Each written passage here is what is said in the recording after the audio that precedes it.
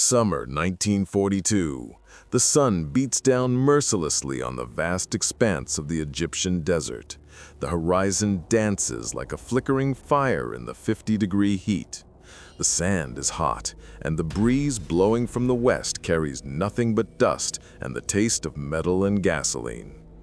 In the heart of this merciless desert, two armies line up against each other. In the west, the German and Italian field armies, commanded by General Erwin Rommel, the man who became known as the Desert Fox, are reviewing another offensive plan with sharp eyes and a lightning mind. In the east, the British Eighth Army, fresh from successive defeats in North Africa, is rebuilding its morale and defenses. But now something is changed in the air. The British have appointed a new general to command, a quiet, cautious, and unassuming man, but with a faith in victory, Rommel Montgomery. In his command tent, near the front line, Montgomery has a map spread out on a metal table, tracing the enemy lines with a red pencil, and says, "If we fail here, Egypt falls, and if Egypt falls, we lose the Suez Canal. And without Suez, the British Empire is cut off. This is the end of the line, gentlemen." Silence falls in the tent, the sound of a generator outside, and the smell of oil in the air. Montgomery looks up, tells his officers, "We will stay at El Alamein, to the last man. There is no retreat here." Meanwhile, across the desert, Rommel sits in his command jeep, holding a telescope to his eyes. He looks out at the horizon, where the British are building new trenches. Beside him, a German officer says, "General, we are running low on fuel. Supplies are coming in with difficulty from Tripoli, and enemy planes are blocking the way." "I am not afraid of a lack of fuel," Rommel smiles. "They are afraid of me. We will attack before they are ready." In the silence of the night, two worlds lie opposite each other, east and west. Two tired but determined forces, two commanders with different philosophies. Montgomery wants to defeat the enemy on his own turf, by plan, by calculation, by discipline.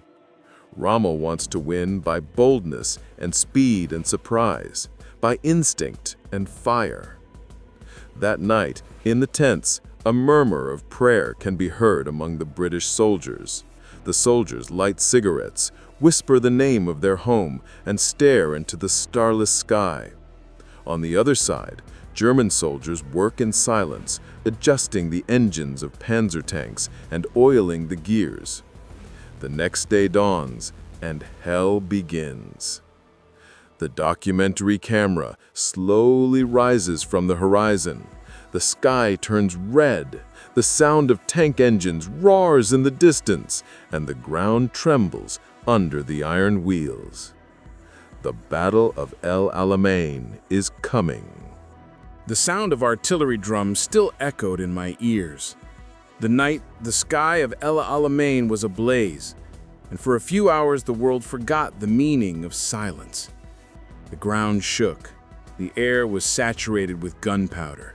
The blast waves could be felt for tens of kilometers, and the sky was filled with orange and red light, as if stars had fallen and were burning in the sand.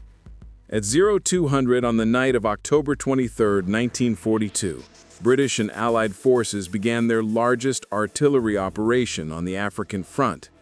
More than 1,000 guns opened fire simultaneously. This was the beginning of Operation Lightfoot, a name Montgomery had chosen sarcastically because his infantrymen had to lightfoot through enemy minefields to clear the way for the tanks. The documentary camera pans over the desert from above. Trails of fire and smoke are drawn like red and gray lines across the ground. Each explosion point, a new hole in the sand. The narrator's voice is calm and heavy. That night, the land of El Alamein was no longer lifeless. Every grain of sand was alive under the pressure of steel and fire. No one knew who would live until morning. On the front line, British engineering teams silently approached the enemy minefields. Each team advanced in pitch darkness with minesweepers, shovels, and lanterns covered in black cloth. Every click of a mine heralded death. A young soldier named Alan Richards later wrote in his memoirs, "Every time we saw a mine, we would defuse it with bated breath. Every sound of a tank engine, every gust of wind would be the last thing we would hear." Behind them, endless rows of tanks stood waiting for the path to open. Lights off, engines off, just the sound of beating hearts and the soft sound of sand under steel wheels. Amidst this line, Major John Bradley, radio in hand, said, "Move whenever you hear me. Don't move before then. We'll break them tonight or we'll be buried here." Across the desert, in the German camp, the attack, though not unexpected, shocked everyone. The horizon was a wall of blazing fire. General Wilhelm Stamm, who was in command in Rommel's absence, rushed out of the tent. "General, the eastern lines are under full fire. They're pressing the northern flank," the guard officer shouted. Stamm spread the map on the jeep, and in the light of his flashlight, his gaze fell on the Italian defenses, the Ariete Division. He knew that if they broke, the entire southern flank would collapse. But Stamm was a man of hesitation, not action. He did not know that Montgomery had deliberately concentrated the fire on the northern flank to distract the Germans from the main attack in the center. Rommel was in a hospital in Germany at the time. When he heard of the attack, he immediately requested to return. "I cannot stay here while my men are fighting in that hell," he told the doctor. A few hours later, he was sitting in a Ju-52 on his way back to the Egyptian desert. In the desert, the battle continued. The first wave of British infantry had suffered heavy casualties. Mines, barbed wire, and accurate German gunfire had slowed the advance. But behind them, the Allied artillery was relentless. The ground shook and the sky was filled with smoke. In the light of the explosions, the Sherman and Grant tanks, their armor gleaming, moved slowly forward. Hot sand burned beneath the sand pits, and the smell of hot metal and rubber permeated the air. Montgomery stood in the command post. The sound of radios, reports, and shouts echoed through the air. He was calm, in contrast to the chaos around him. He stubbed out his cigarette and said, "Don't give them a chance to rebuild. Every inch of ground must be conquered by bullets." At dawn on the second day, the golden sun rose through the smoke and fog. The landscape of the El Alamein desert was no longer a plain. It was an apocalyptic landscape. Burnt tanks, half buried in the sand, trucks with blackened bodies, and the roar of engines still trying to escape death. Thirsty soldiers, their faces covered in dust and sweat, crawled out of their makeshift shelters. No one knew which side of the front was safer. That same day, Rommel returned to the front. His plane landed in a sandstorm. He dismounted, dressed in khaki and with a pale face. The officers stood to pay their respects. "Don't look back," Rommel said. "We must stop the enemy here, or never." He got into his command jeep and headed for the front line. On the way, he passed rows of destroyed tanks and wounded. There was a heavy silence between him and his officer.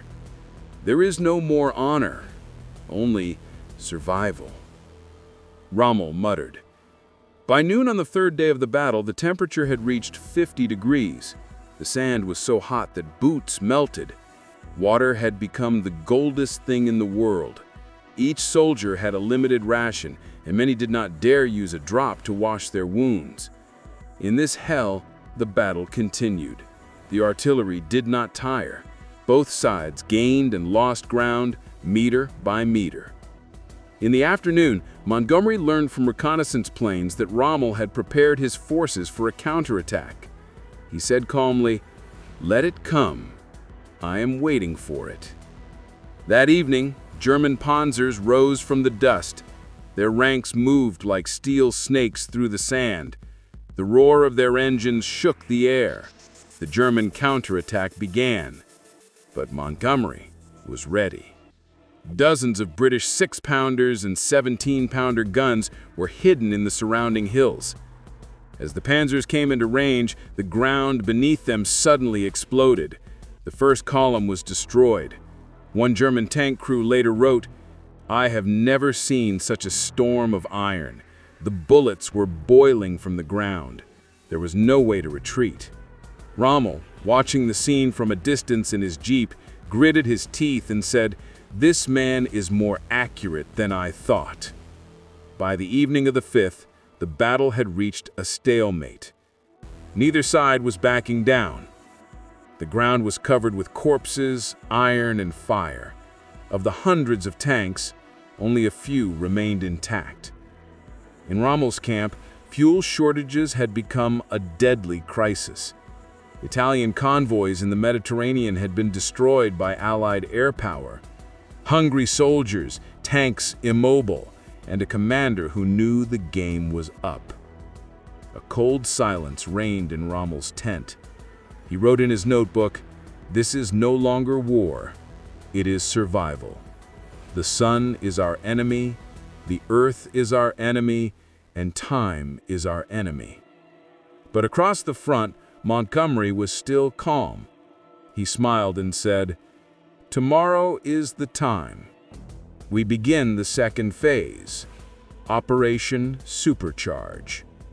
And with that, the third act of the Battle of El Alamein was underway, where the fate of Rommel and the British Empire would be decided in the sands of Egypt. At dawn on November 2, 1942, the Egyptian sky was still gray from the smoke of the previous night. The sun was rising slowly, but not its usual golden, soothing hue. Today, the sun was the color of blood. The air smelled of hot metal and burning gasoline. As far as the eye could see, the plain was littered with the bodies of burnt tanks, shattered trucks, and bodies covered in soiled cloth. A heavy silence had fallen over the desert, but this silence was the beginning of the final wave of the attack.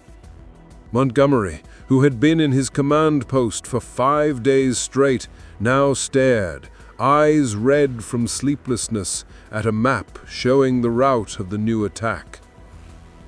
"The time has come. We must break through to the north. They are weakened. Their ammunition is running out.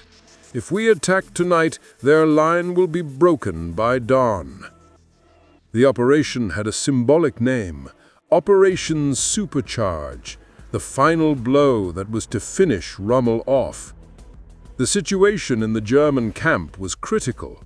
Rommel, barely recovered from his illness, was now bent over a map, tracing with his finger a possible retreat route.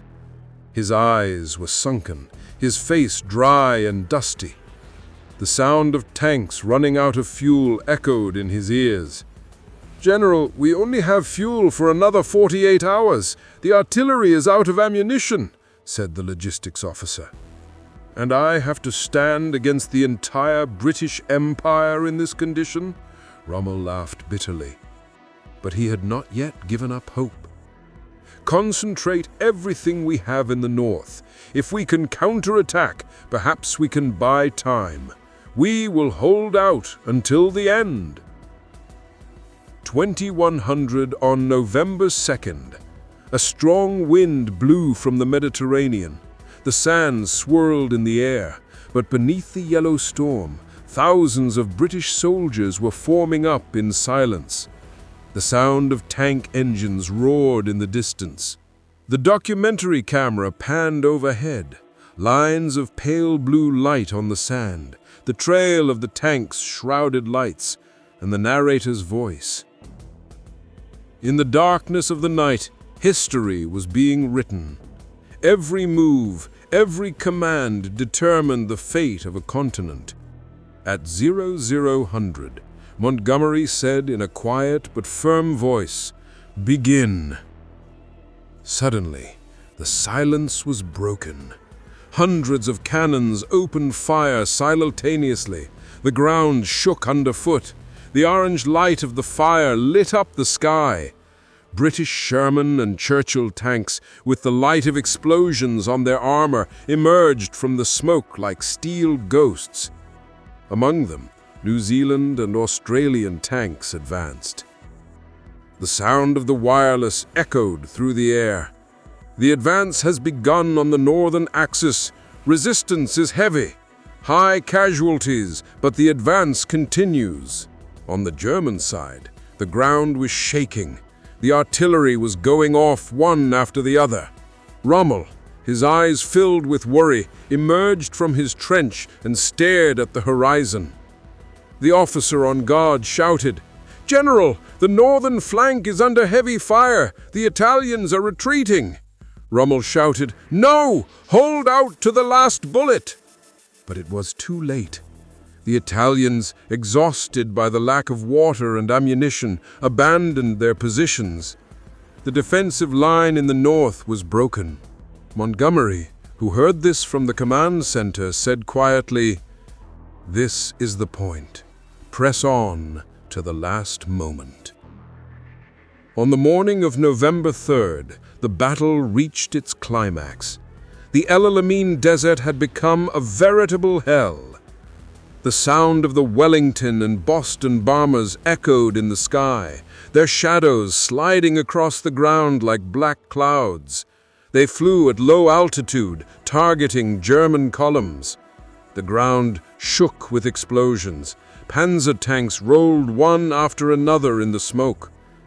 Crews jumped out of their tanks and ran across the hot sand, aimless, helpless, searching for shade where there was none. A British pilot later said, "From above, the Egyptian desert looked like a scorched planet. Everywhere you looked, there was fire and smoke. Even from the sky, you could tell there was no place to live down there." At noon that day, Rommel received a message from the German command. The order from Berlin was, "No retreat allowed. Fight to the last man." He read the paper, then tore it up with a slow movement and said, "Berlin doesn't know this place. They haven't felt the heat of this hell." "We are destroyed," he told his officers. "I will not let my men die in vain. We will retreat." This decision determined the fate of the battle. On the afternoon of November 3rd, the remaining German and Italian forces retreated westward. Tanks were left without fuel, the infantry trudged through the sand. Many had gone days without water or food. The unit flags fluttered in the wind, dusty and tattered. Montgomery looked down from the heights over the battlefield. He did not laugh. Victory tasted bitter to him. "No victory in war is real. There are only fewer dead on one side," he muttered. But he knew that history would mark this day as a turning point. El Alamein was not just a military victory, it was the shattering of Rommel's legend. A few weeks later, Allied forces entered North Africa from Morocco and Algeria, cutting off Rommel's path. The Axis armies in Africa were defeated, and the way was open for the invasion of Italy. The documentary's final scene. The camera pans across the endless desert. In the background, the narrator's voice. At El Alamein, the sands still smell of gunpowder. The sound of the tanks has died down, but their echoes remain in history. There, amidst fire and wind, men fought who believed that the future could be built from the heart of the desert. But no one wins in the desert, only the survivors. The camera moves up. The vast desert shines in the sunlight. A caption appears on the image.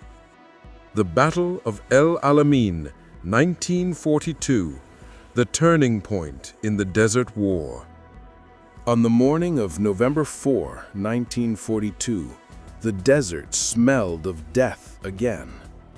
A wind blew from the sea, and a mournful howl echoed through the sand dunes. On the horizon, smoke still rose from the half-burnt bodies of tanks. The sun had risen, but it no longer shone. British soldiers walked slowly through the remains of the battle. Every step they took sank into the soft sand, and every few meters they saw a body that had become one with the earth. One of the officers wrote quietly in his notebook, "Victory no longer means anything here. Both sides have left something of their humanity in this sand." The documentary camera pans over the ruins of the battle. Tanks with their turrets detached, trucks half-burnt, and helmets buried in the sand. The narrator's voice comes in the background. On the morning after the battle, the desert fell silent. A silence not of peace, but of world weariness. In the German camp, General Erwin Rommel sat on an iron chair. Before him lay a torn map, wet with sweat and sand. His face was pale. His eyes no longer had the sparkle that they had once had. His officers stood around. A heavy silence reigned among them. "Everything we had is gone," Rommel said. "No fuel, no supplies, no will to fight. We are just a shell of an army." Then he lowered his head and continued, "This is the end of a dream, the dream of an empire in the desert." One of the young officers tried to console him. "But General, we can still retreat to Libya and defend it there." Rommel gave him a bitter look. "Defense? With what? With these tired men? With tanks that no longer move? No, we are just buying time." At the same time, in London, Churchill sat at his desk with a faint smile. He had just received the final report on the Battle of El Alamein. He closed his eyes and muttered, "Before El Alamein, we had no victories. After El Alamein, we will have no defeats." Then he turned to his aide and said, "Tell the people, this is not the beginning of the end, but the end of the beginning." These words would later go down in history. El Alamein was not only a military victory, but also a spiritual turning point for the British people. The people who had only heard news of defeat until that day now had new hope. But on the battlefield, hope meant nothing. Wounded German soldiers groaned in the hot sun. British relief units came to their aid, giving them water and bandages. There was no hatred on any of their faces, only exhaustion, only a shared suffering. An Australian doctor wrote in his notebook, "When you look into the eyes of the prisoners, you realize that the real enemy is none of us. The enemy is war itself." In the northern Egyptian desert, a convoy of British armored cars drove with victory flags. On the military radio, a commander said in a tired but proud voice, "This day will be remembered. The Axis forces have been driven out of Africa. We held El Alamein." But the same commander wrote in his diary in private, "I think about the future, of the Italians, of Germany, of all Europe. If every victory has such a price, can the world endure peace?" In Berlin, the news of the defeat at El Alamein struck like a bolt of lightning through the Reichstag. An enraged Hitler tore down the map of Africa from the wall and shouted, "Rommel has betrayed! He should have stayed! He should have fought!" His generals stood in silence. No one dared to speak. A few days later, a secret message was sent to Rommel: either resist or destroy yourself. But Rommel would no longer listen. He had made up his mind: retreat to Libya until there was nothing left to lose. In the following weeks, the Allies entered Libya. Tripoli fell. Rommel counterattacked repeatedly, but his army was no longer strong. In February 1943, he returned to Germany, not as a hero, but as a broken man. In later reports, he wrote, "In the desert, I realized that victory no longer meant anything. War takes everything from a man, even his faith in the cause he is fighting for." The documentary camera returns to the present day. In the deserts of El Alamein, the remains of the battle can still be seen: rusting shells, half-buried armor, and mass graves marked by simple crosses. A gentle breeze blows, and the small British and German flags flutter side by side in the Memorial Museum. The narrator's voice ends by saying, "In El Alamein, the world looked at itself twice, once in the mirror of pride, and again in the eyes of death. And perhaps in that brief moment, mankind understood that there is no honor in ashes." The camera rises over the tombs, over the golden sands, through the silence of the desert. The sound of the wind howls again, and the image slowly fades.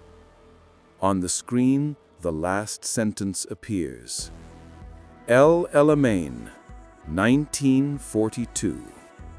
The desert remembered everything. November 1942 to summer 1943. The sound of the cannons that fell at El Alamein sent ripples across Europe and the Mediterranean, not just mechanical waves of explosion and smoke, but political, strategic, and psychological waves that transformed borders and commanders' calculations. The Battle of El Alamein quickly grew from a local skirmish in the Egyptian desert to a defining event that would shape the fate of the southern European front. 1. A victory that created opportunity. As Montgomery stood on a hilltop overlooking the scorched plain, he knew that physical victory, the pushback of Rommel, was only part of the outcome. The larger outcome was the opportunity that was created for the Allies, a chance to open a new front in southern Europe, to pressure Italy, and ultimately to cut off the Axis supply line in Africa. This opportunity was quickly realized. A few days later, in northwest Africa, American and British forces landed on the coasts of Mauritania, Algeria, and Morocco in Operation Torch, November 8, 1942, an operation that would have been impossible or too risky if El Alamein had failed.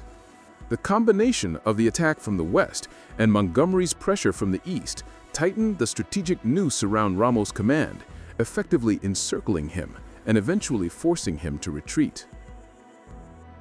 2. The failure of Axis logistics, a strategic weakness.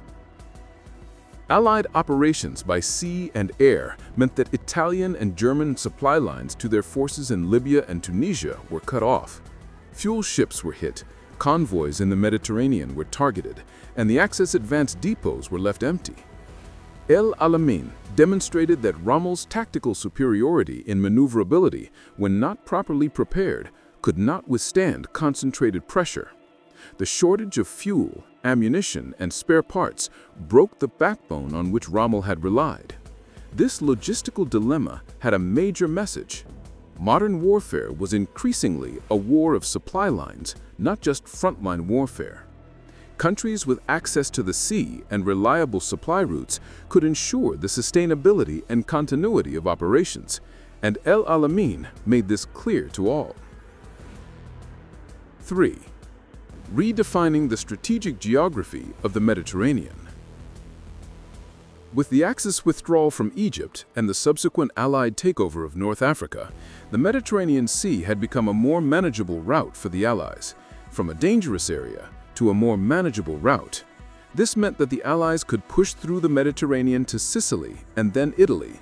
This was the route that Field Marshal Montgomery and other commanders saw as the right one for the invasion of Europe in the summer of 1943. The conquest of North Africa eventually opened the southern door to the heart of Europe, a path that led to the landings in Sicily and then Italy. 4. Psychological and propaganda impact. The death of the Rommel legend.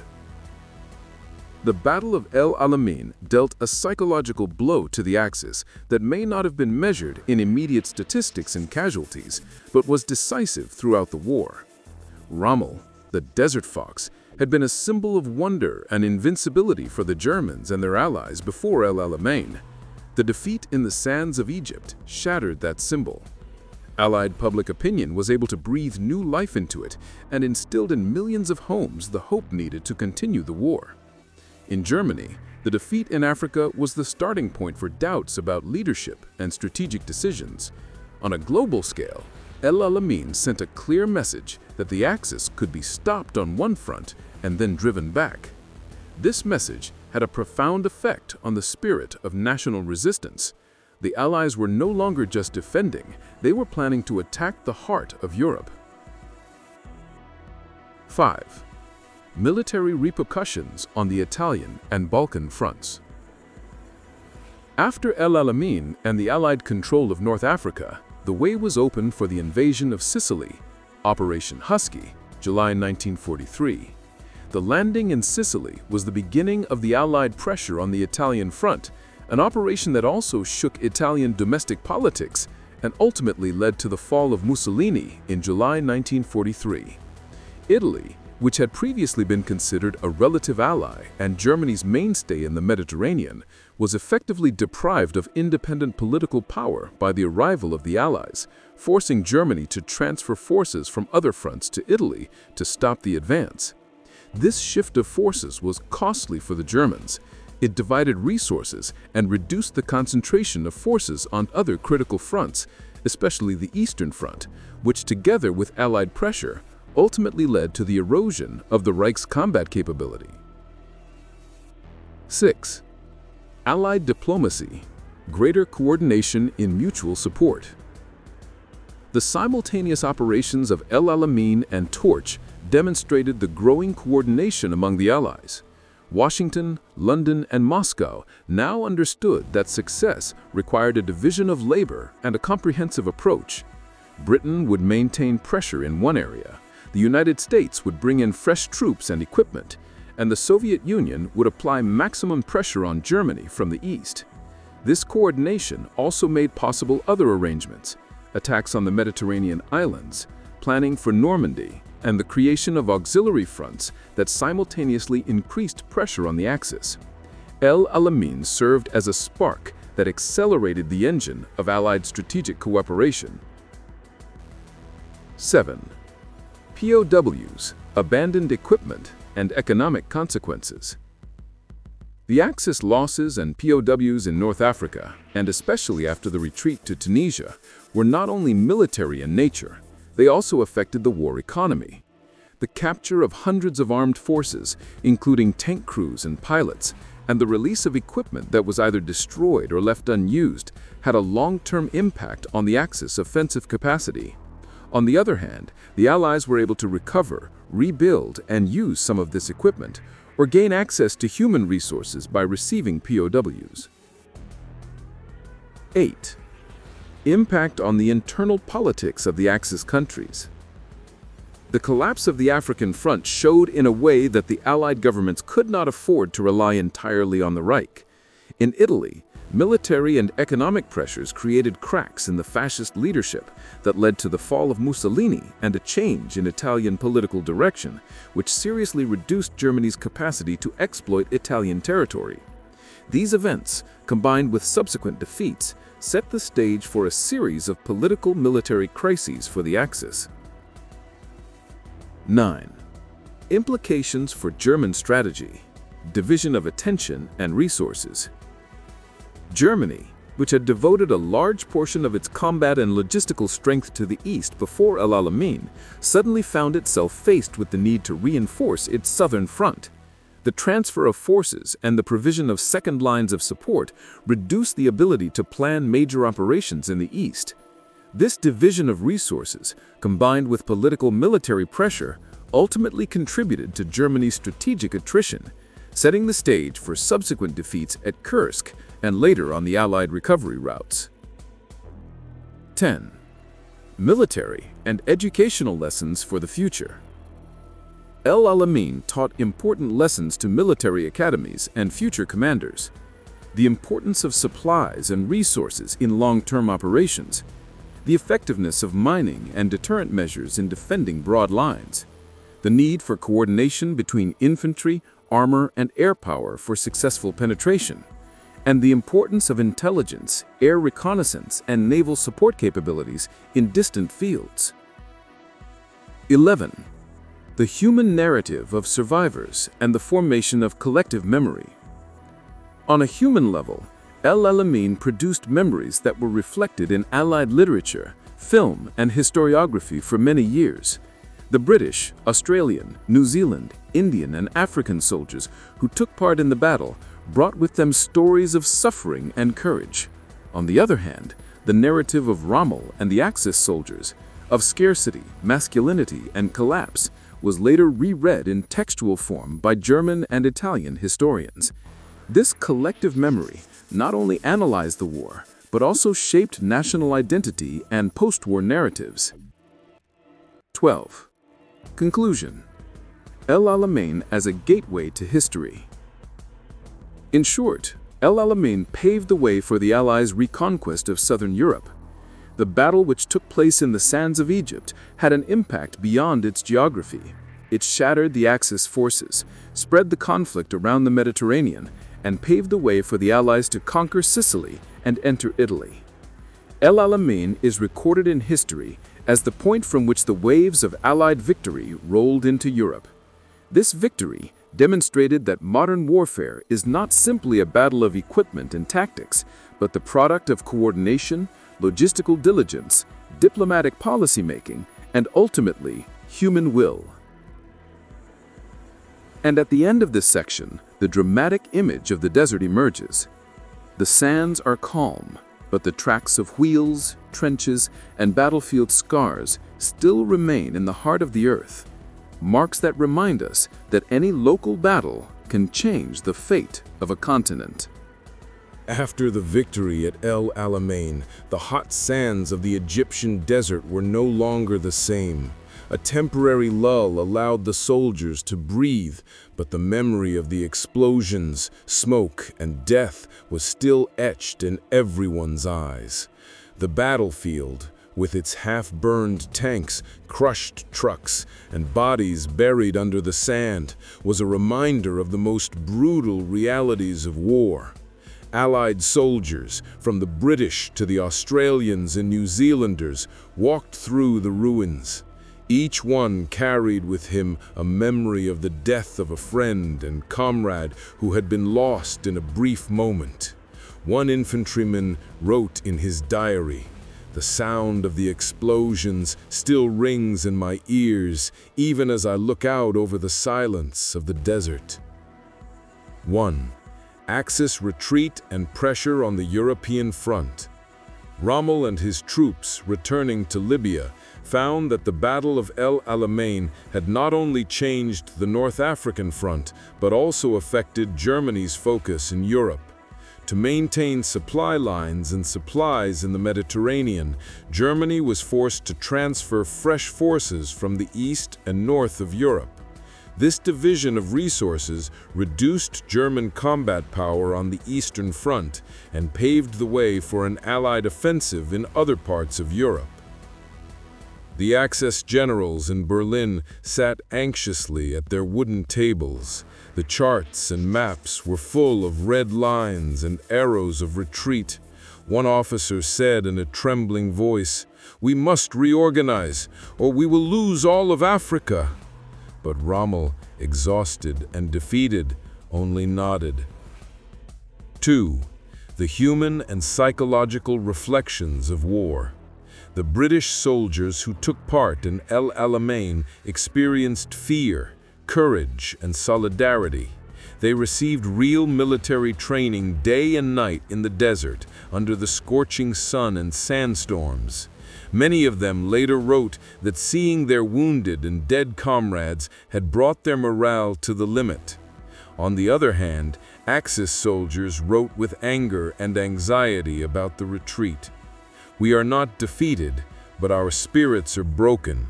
Every step back is a reminder of the mistakes of command. 3.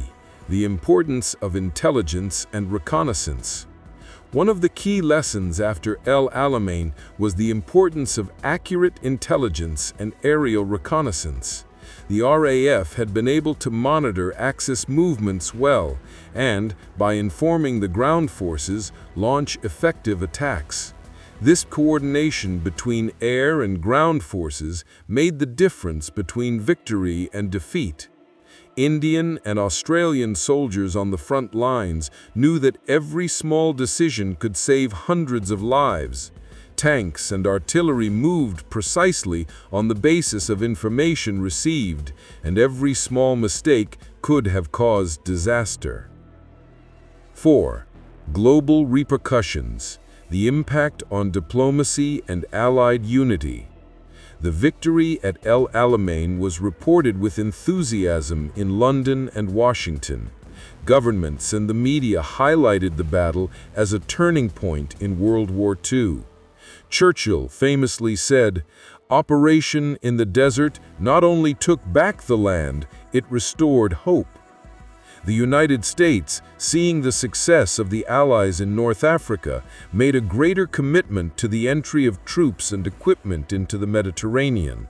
The Soviets also benefited from the psychological and diplomatic pressure of this victory, and were able to continue their pressure on the German Eastern Front. 5. Reconstruction and preparation for the invasion of Europe. After El Alamein, the Allies quickly rebuilt their forces. Field hospitals were completed, equipment was repaired, and fresh troops were trained. This preparation paved the way for the invasion of Sicily and then Italy. British soldiers who had experience in the desert entered subsequent operations with greater confidence. Commanders knew that any attack without careful preparation could result in heavy casualties. 6. Personal memories and accounts. Survivors of El Alamein later told their stories in books and documentaries. One Australian soldier said, "Every time I see the desert sands, the sounds of the explosions and screams ring in my ears again. But we learned not to lose hope, even in the worst of circumstances." On the other hand, a German officer wrote, "Our defeat in the Egyptian desert was not only the defeat of tanks and artillery, it was the defeat of faith in invincibility." 7. The legacy of El Alamein. More than a battle, the operation at El Alamein became a symbol of courage, coordination, and the importance of intelligence and logistics. The soldiers, commanders, and ordinary people who helped in the background played a significant role in shaping this success. Soldiers and officers later gathered in museums and memorials to keep the memory of the war and its lessons alive. El Alamein reminds future generations that victory in war is the result of a combination of individual courage, careful strategy, and teamwork. In the summer of 1943, the sun shone on the Mediterranean and the calm waves hid the brutality of war. But beneath the apparent calm, thousands of Allied soldiers, ships, and equipment were ready to land on the island of Sicily. This operation, codenamed Husky, was the beginning of the Allied direct push into southern Europe and the heart of Italy. 1. Preparation and planning. After the success in North Africa and the Axis retreat to Tunisia, Allied commanders had the opportunity to plan a large-scale amphibious operation. Montgomery and the American forces worked closely together to divide the attack routes: the southern coast of Sicily for the British and the eastern coast for the American forces. This coordination involved the use of reconnaissance aircraft, battleships, and light and heavy tanks. Each ship and boat had a detailed plan of timing, course, and objectives. Commanders knew that the slightest mistake could lead to disaster, as the Axis forces were prepared to offer fierce resistance, with many beaches heavily mined and fortified. 2. Reaching the beach and facing the Axis defenses. In early July, Allied ships and boats approached the coast of Sicily. Soldiers in small boats and amphibious tanks prepared to enter the warm sands. The first shots were fired from German and Italian trenches. The sound of explosions, smoke, and the screams of soldiers was a combination that conveyed both excitement and terror at every moment. American soldiers heading for the East Coast saw some of their boats sink under artillery fire and naval mines. But months of training in North Africa and collective spirit did not allow anyone to retreat. Every soldier knew that the success of this operation could change the course of the war. 3. Tanks and Air Force. A vital element of success was the coordinated use of tanks and air power. Sherman and Matilda tanks quickly emerged from amphibious boats and broke through the Axis defenses. At the same time, Spitfire and P-40 Warhawk aircraft carried out bombing and reconnaissance, clearing the way for the troops on the ground. A British officer wrote in his memoirs, "Every moment the tanks moved, I felt the heart of the earth tremble with each explosion. But nothing could stop the courage of the soldiers." 4. Axis resistance and defensive strategy. German and Italian forces who had experience defending in North Africa quickly changed their positions and used the hills and heights to fire on the Allied forces. Every trench, every ditch, and every fortified building inflicted heavy casualties on the landing forces. However, resource constraints, fatigue of the Axis soldiers, and a lack of support aircraft made their resistance less effective than the Allied forces. The Axis commanders realized that holding the defensive lines alone was not enough, and that they had to move forces to the center of the island, but this created gaps in other areas. 5. The role of the Navy in providing support. Allied warships and support ships played a vital role. Naval artillery bombarded the Axis defenses and paved the way for the advance of tanks and infantry. The ships also transported wounded and equipment. A U.S. Navy sailor wrote, "Seeing the coast of Sicily filled with smoke and fire, with the waves of the Mediterranean roaring, was an experience I will never forget. But we knew that this was the first step to reaching the heart of Italy." 6. Inland and urban warfare. After the successful landings on the beaches, the Allies moved into the interior of the island. Street fighting, mine-laying, and Axis ambushes made the advance difficult. The soldiers had to clear every building, every hill, and every road. Casualties were high, but the experience of training in North Africa and the collective spirit of the soldiers kept them going. In some areas, the Italian forces retreated in low spirits, abandoning much of their equipment. This retreat accelerated the Allied advance and allowed them to capture key points on the island. 7. Political consequences of the Sicilian landing. The landing in Sicily increased direct pressure on Mussolini's government. The fall of important cities and the Allied success on the island intensified public discontent and internal opposition. Finally, in July 1943, Mussolini was deposed and the new Italian government negotiated with the Allies. This political change was a strategic blow to the Axis, as Germany was now forced to transfer more troops to Italy to maintain the defensive line. This division of forces increased the pressure on the Eastern Front and other fronts. 8. Preparations for the main European front.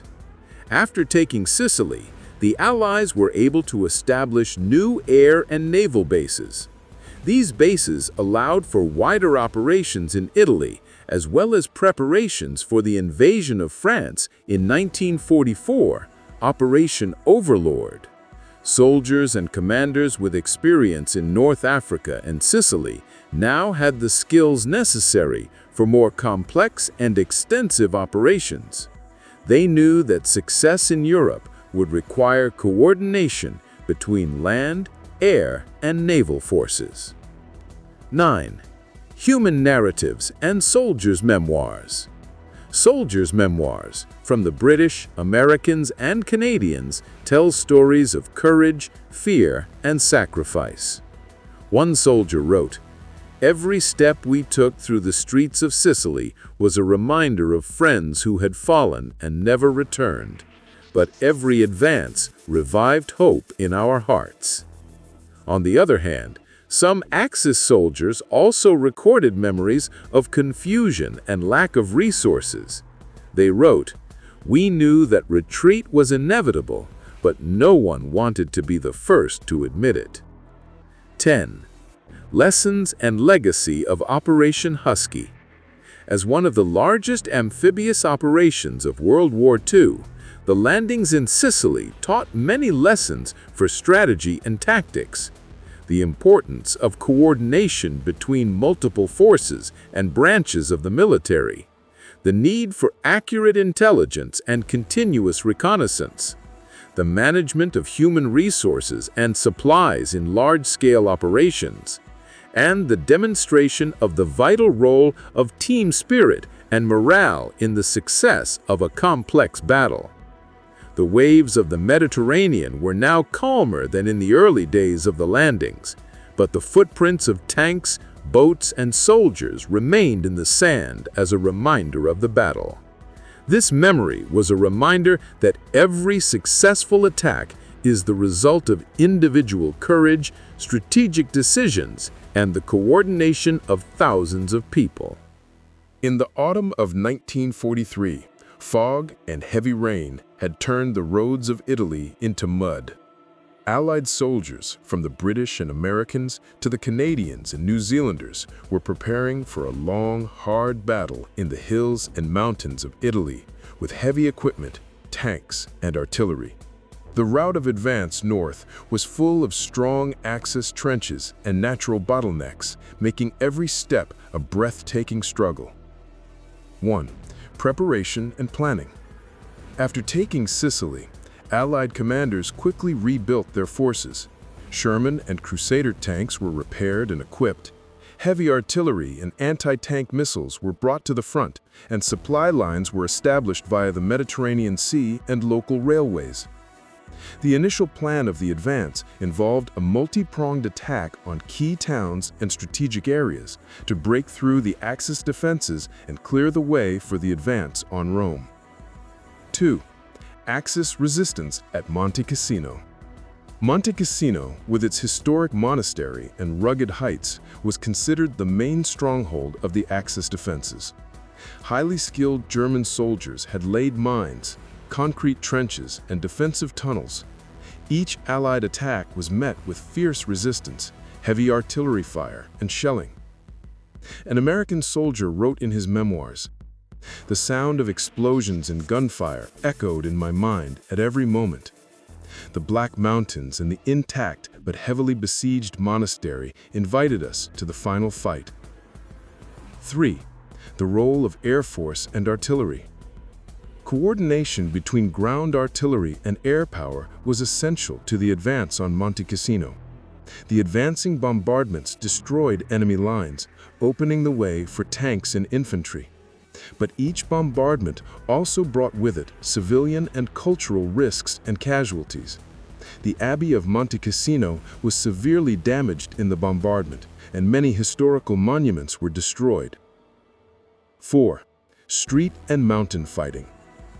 After crossing the initial lines, the troops engaged in street and mountain fighting.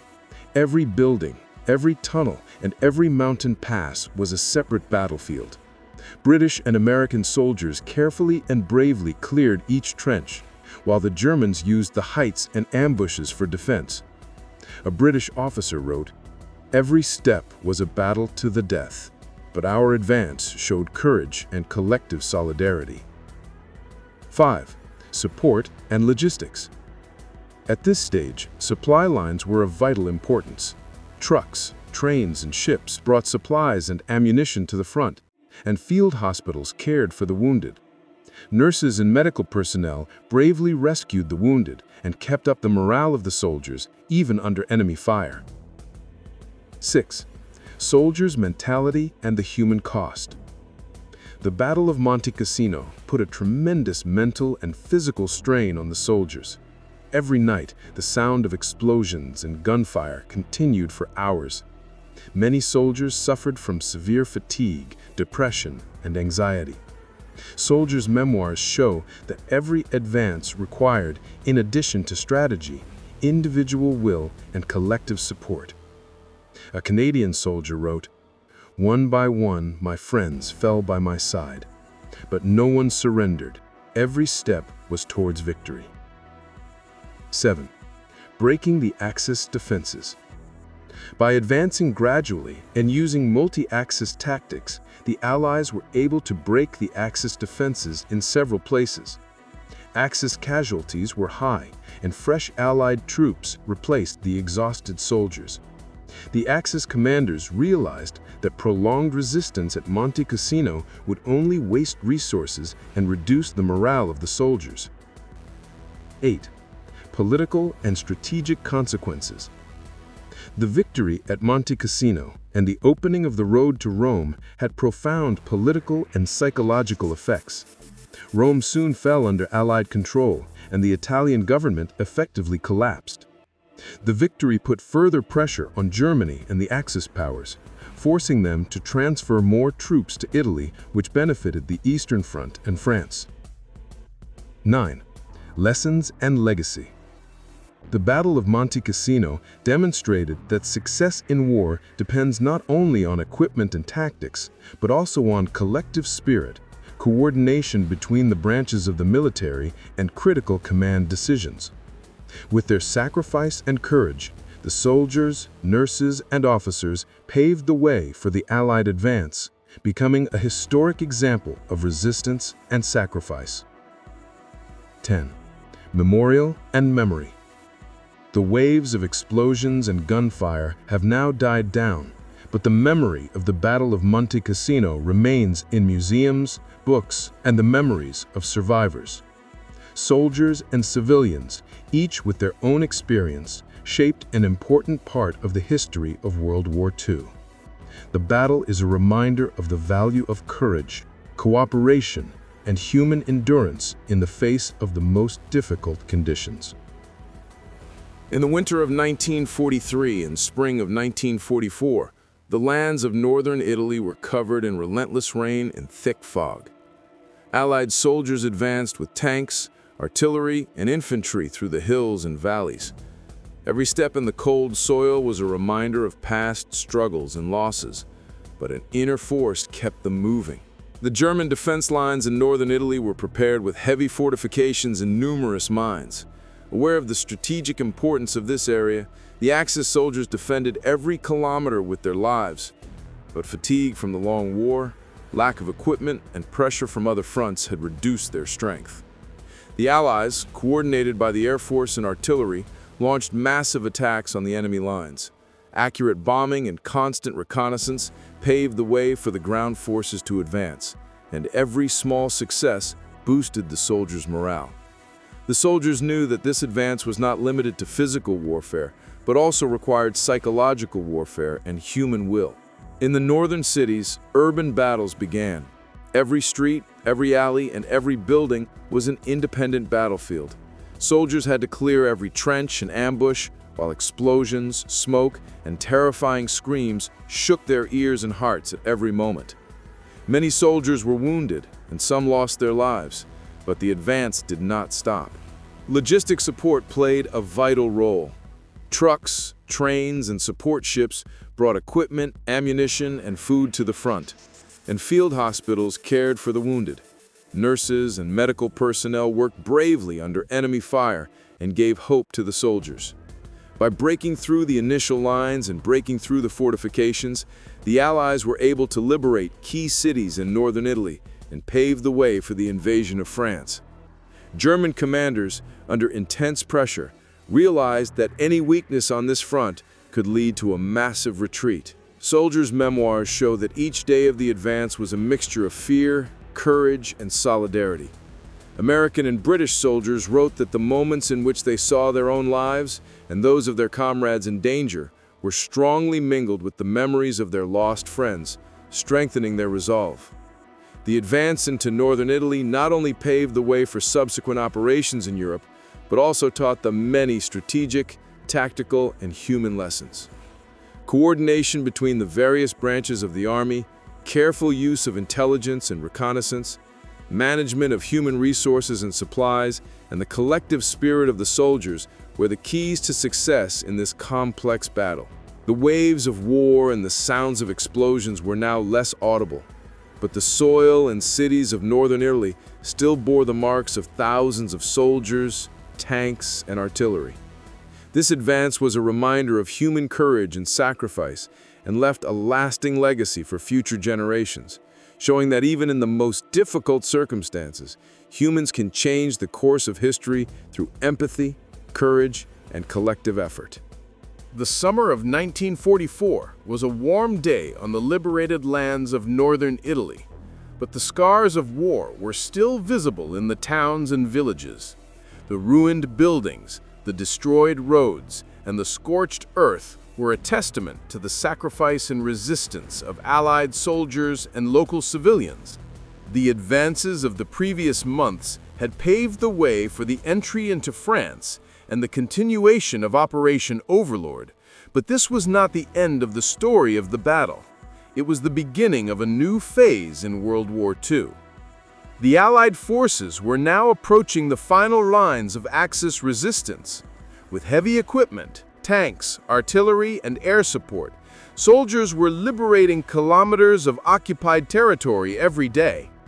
Each advance met with fierce enemy resistance, but the experience of the previous months, the training received, and the coordination between the different branches of the army had made success possible. In the liberated cities, the local population began to rebuild their lives, cautiously but with hope. Men and women, even in difficult circumstances, rushed to the aid of the Allied forces, providing food, shelter, and local intelligence to the soldiers. This humanitarian cooperation had a great impact on the morale of the Allies, showing that war was not fought only on the battlefield. Behind the lines, hope and solidarity were also vital. Street fighting in the cities of northern Italy, along with clearing trenches, tunnels, and mines, took heavy tolls on both sides. Soldiers' memoirs are filled with scenes of courage, empathy, and endurance. Soldiers wounded under enemy fire were rescued by their comrades. Nurses and medical personnel risked their lives to care for the wounded, regardless of the danger. Logistic support remained vital. Trucks and trains brought supplies and ammunition to the front, and field hospitals, even under scattered bombardments, rescued the wounded. The collective spirit, coordination, and meticulous discipline among the various forces made the advance possible, demonstrating that success in war was a combination of individual courage and strategic management. By breaking through the last Axis defenses and completely liberating northern Italy, the Allied forces were able to establish important bases for future operations in Europe. This advance paved the way for the entry into France and the continuation of major operations, and demonstrated that Axis resistance, no matter how strong, could not withstand collective will and coherent strategy. The political consequences of this success were also significant. The collapse of the Axis lines in northern Italy increased the pressure on Germany and its allies and limited their resources on other fronts. Moreover, the successful operation in Italy raised public hope and morale in the Allied countries, proving that unity, courage, and sacrifice could change the course of war. The memoirs of soldiers and civilians from this battle record stories of fear, courage, and empathy. Every explosion, every advance, and every victory came at a human cost, but they managed to change the course of World War II in favor of the Allies. These stories are a reminder of the value of human courage and sacrifice, and they left a lasting legacy for future generations. The waves of war and the sound of artillery had now subsided, but the traces of the battle live on in buildings, roads, and memories.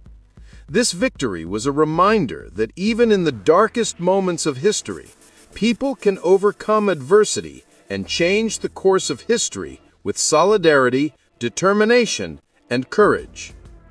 The Battle of Northern Italy, with the Sicily landings, Monte Cassino, and subsequent advances, was an example of the extensive cooperation of land, sea, and air forces, and demonstrated that success in war required a combination of individual courage, careful planning, and collective spirit.